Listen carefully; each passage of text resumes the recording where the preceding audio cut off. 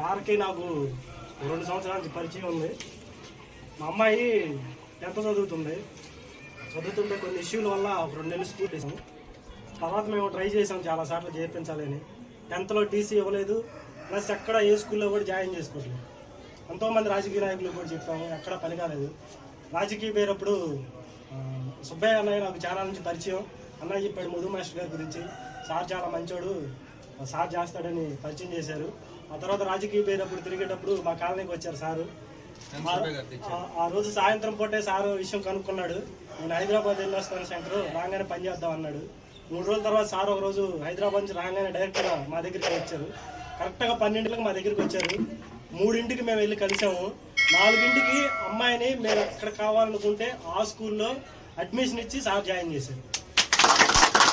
మేము దాదాపు 2 నెలలు తిరిగాం. ఇప్పుడు మా అమ్మాయి 10th ఫస్ట్ క్లాస్లో పాస్ అయ్యి నర్సింగ్లో జాయిన్ అయ్యి తెనాల్లో నర్సింగ్ చదువుకుంటుంది మా అమ్మాయి. ఇదంతా సార్ గారి వల్లే.